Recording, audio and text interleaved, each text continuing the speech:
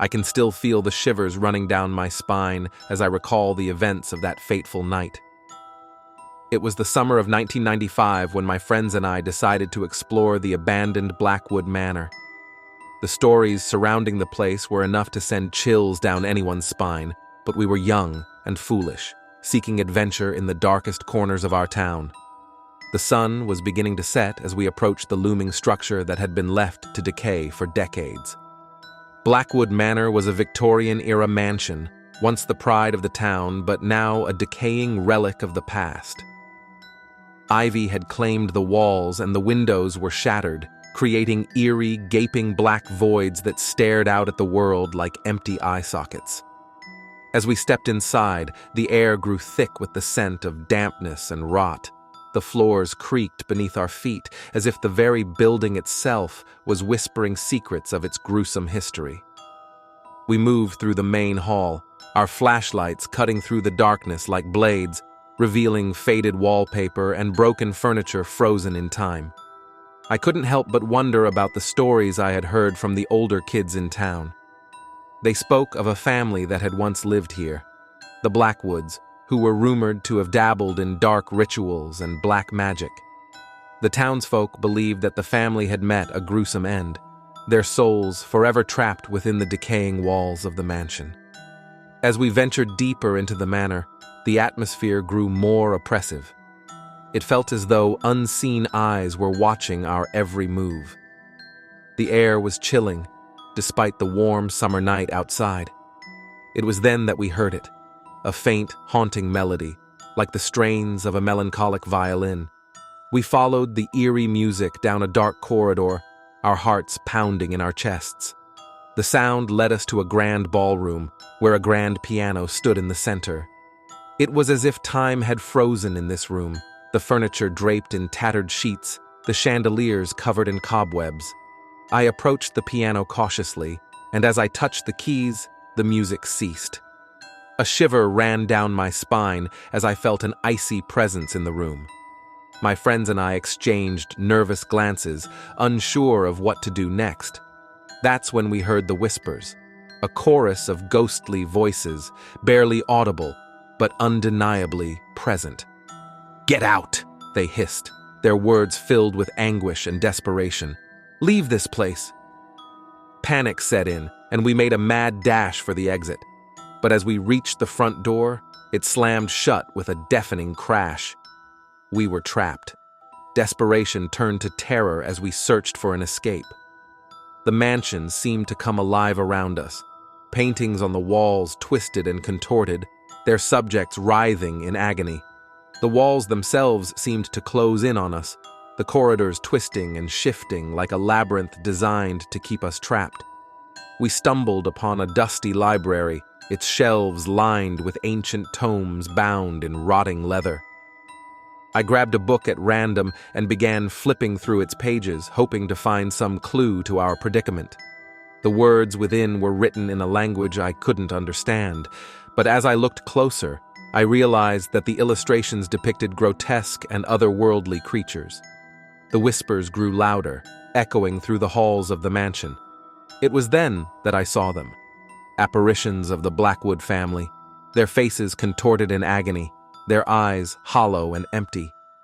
They reached out to us, their fingers brushing our skin like a frigid breeze. We knew then that we were not alone in Blackwood Manor. The spirits of the past had trapped us within their nightmarish domain, and they were determined to make us pay for our intrusion. With trembling hands, I dropped the book and shouted for my friends to run. We raced through the ever-shifting corridors, the mansion itself seeming to come alive with malevolence. The apparitions pursued us relentlessly, their mournful cries echoing in our ears. We were trapped in a nightmare from which there seemed to be no escape. As we finally burst through the front door, gasping for breath, we found ourselves standing outside the manor, the night air filled with the sound of distant screams. We had made it out, but the horror of Blackwood Manor would haunt us for the rest of our lives. To this day, I can't forget the chilling melodies, the whispers of the tormented souls, and the horrifying apparitions that we encountered in that accursed place. Blackwood Manor had shown us the true meaning of fear, and its dark secrets would forever be etched into our souls. We never spoke of our ordeal to anyone, fearing that they would dismiss it as mere childish imagination. But the memories of that night have never left us, a constant reminder of the darkness that lurks within abandoned places, waiting to ensnare the unwary and curious souls who dare to enter.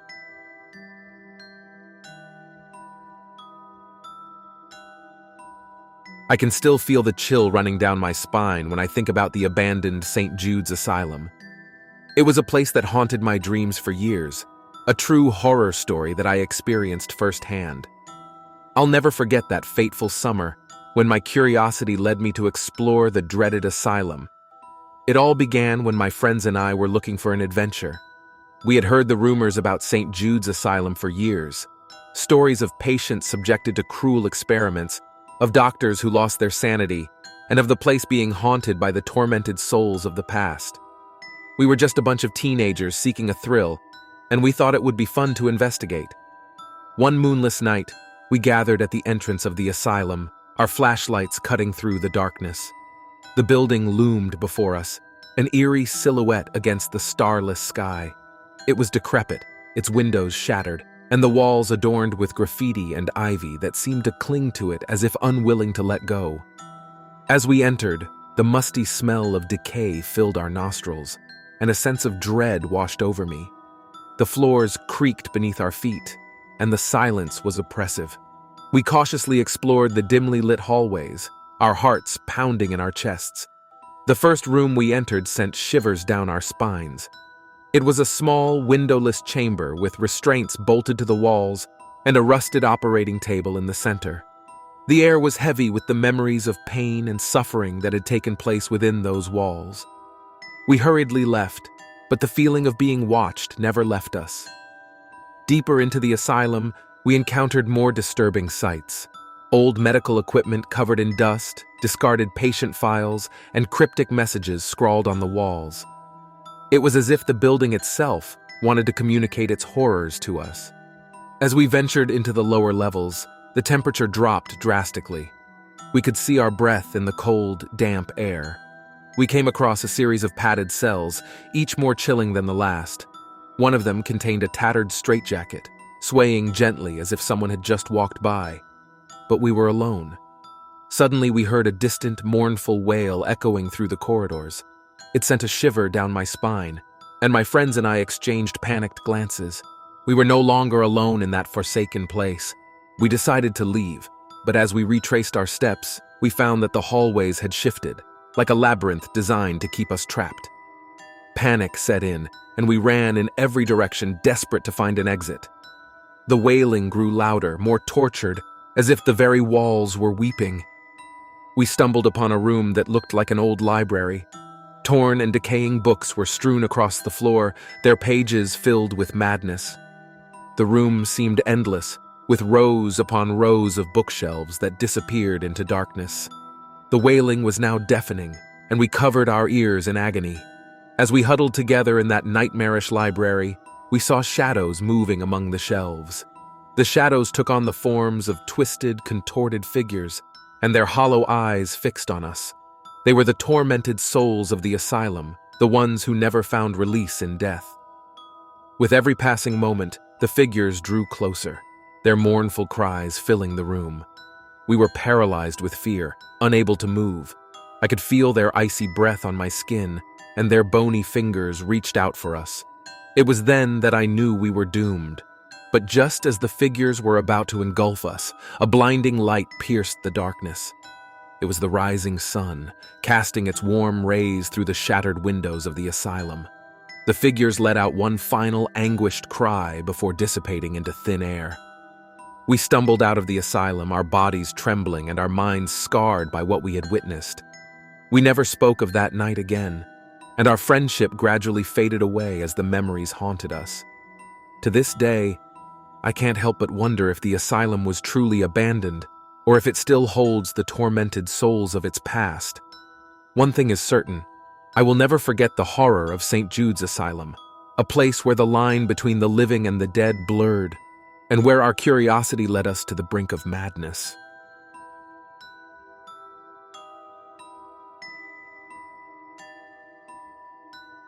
I still remember that fateful night like it was yesterday.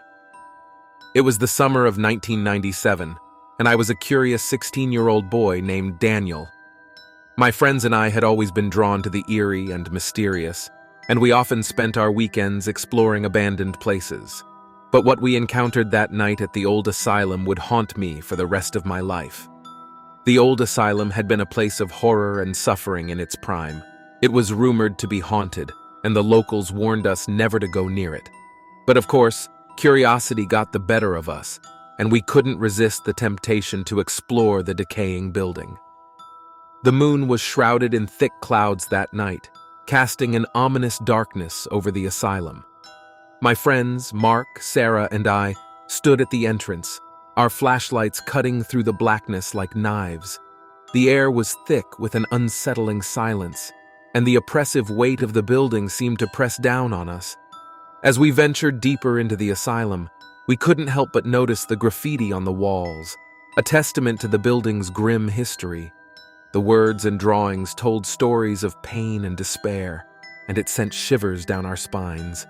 But we were determined to explore every nook and cranny of the place. We entered a long, narrow corridor, and the walls seemed to close in on us. The air grew colder, and I could hear the faintest whispers in the distance. It was as if the asylum itself was trying to communicate with us. I dismissed it as my imagination playing tricks on me.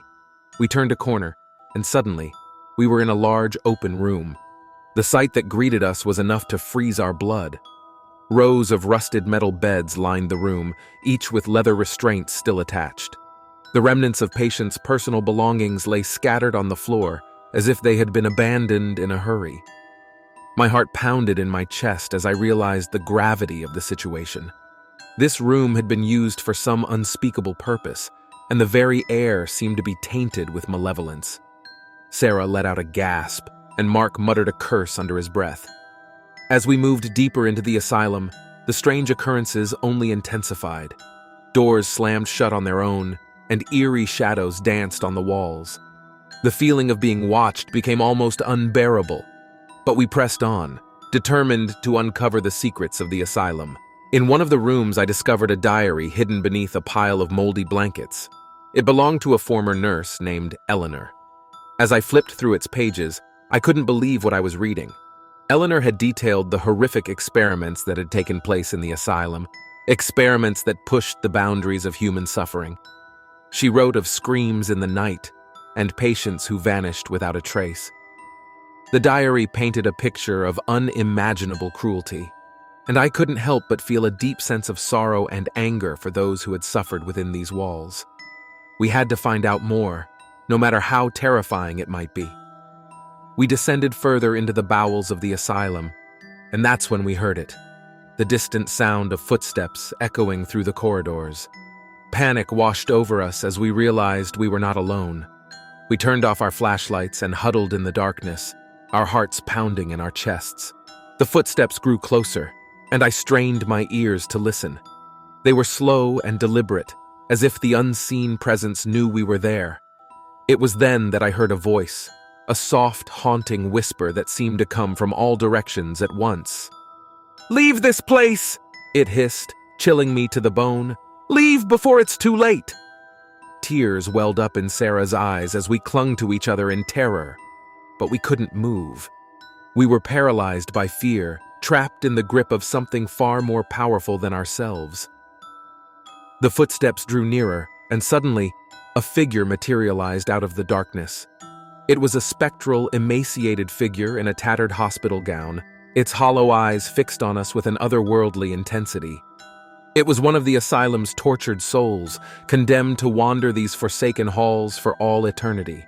We screamed and ran, our flashlights cutting through the darkness like desperate beacons. The asylum seemed to come alive, its very walls closing in on us as if it sought to devour us whole. We stumbled and fell, our breath coming in ragged gasps. Finally, we burst through the doors and into the night, our hearts still racing. We never looked back, and we never spoke of that night again. The asylum remained abandoned, its secrets buried within its decaying walls.